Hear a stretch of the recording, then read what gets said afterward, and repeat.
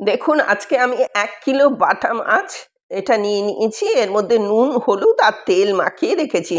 আর সবজির মধ্যে আপনার নিয়েছি আলু, বেগুন এই দিয়ে করব।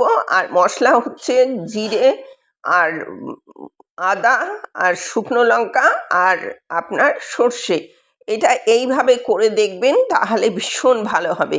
মানে সর্ষে নেবেন ১.৫ চামচ, তো জিরে নেবেন ২ চামচ। এইরকম একটা মেজারমেন্ট, আদা খানিকটা টুকরো। আর যদি আপনার কাছে ধনেপাতার স্টেমটা থাকে তাহলে সেটা দিয়ে বেটে নিতে পারেন। আমার কাছে এই মুহূর্তে অ্যাভেলেবেল ছিল না বলে আমি দেইনি।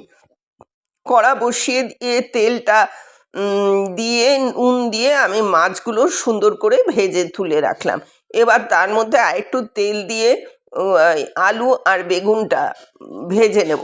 আলুটাকে ভেজে নিয়ে বেগুনটাকে ওর মধ্যেই দিয়ে একসাথেই ভেজে নেব। একটু হলুদ দিয়ে এটা ভেজে নিচ্ছি। বাই দা ওয়ে, আমি নূপুর, আপনারা দেখছেন smile with Nupur and Tania. Please একটু সাবস্ক্রাইব করে দেবেন, বেল আইকনটা টিপতে ভুলবেন না, লাইক শেয়ার করে দেবেন। পরবর্তীতে যে কোনো নিত্য নতুন রেসিপি যে আসবে যখনই আমি আপলোড করব, নোটিফিকেশান আপনার কাছে পৌঁছে যাবে। ফিরে এলাম রান্নায়। এবার এই আলু আর বেগুনটাকে খানিকটা মানে সতে করে একটু ভেজে নিয়ে তুলে দেবেন কড়াতে। তার মধ্যে আবার তেল দিয়ে দেবেন এবং কালো জিরা ফোড়ন দিয়ে দেবেন।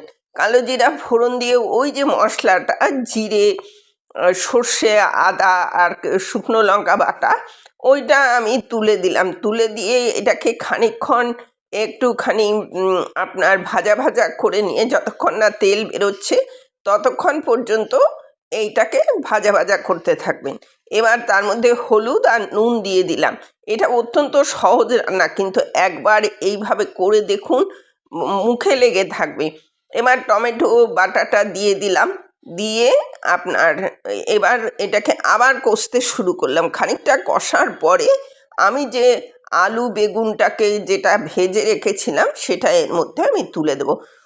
এই বাটা মাছ অনেকভাবে হয়, কিন্তু এইভাবে একবার বাটা মাছ করে দেখবেন, তারপরে কমেন্টে জানাবেন যে সত্যি এটা ভালো হয়েছিল কিনা। আর এখন অ্যাভেলেবেল বাটা মাছ প্রচুর পেয়ে যাবেন, কোনো অসুবিধা নেই, বাজারে প্রচুর আছে।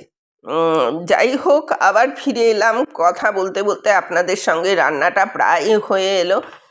গল্প করতে করতে, কথা বলতে বলতে রান্নাটা প্রায় হয়ে আসছে। এইটা একটু কষানো পর্যন্ত, এটা যত কষাবেন ততই ভালো লাগবে। আর এই বেগুনটা আমার ছিল বলে আমি এটা দিয়েছি, আপনারা কালো বেগুন দেবেন।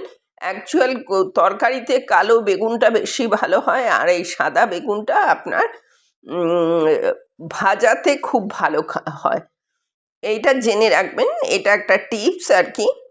বেগুন তো ৩ রকম ৪ রকম হয়, কিন্তু এই বেগুনগুলো একটু ভাজা খেতে, এটা অ্যাকচুয়াল ভাজারই বেগুন, খুব খেতে ভালো লাগে। এবার আপনার জল দিয়ে দিচ্ছে, এটা প্রায় ফুটে এসছে, এটা প্রায় হয়ে গেছে। আলু বেগুন সেদ্ধ হলেই আমার রেডি হয়ে যাবে। মাছটা দিয়ে দিলাম। মাছটা দিয়ে এর মধ্যে মাছের কড়াইটা বেশি নাড়াচাড়া করবেন না, একটু নাড়িয়ে দেবেন ওপর থেকে, তাহলেই আপনার হয়ে যাবে।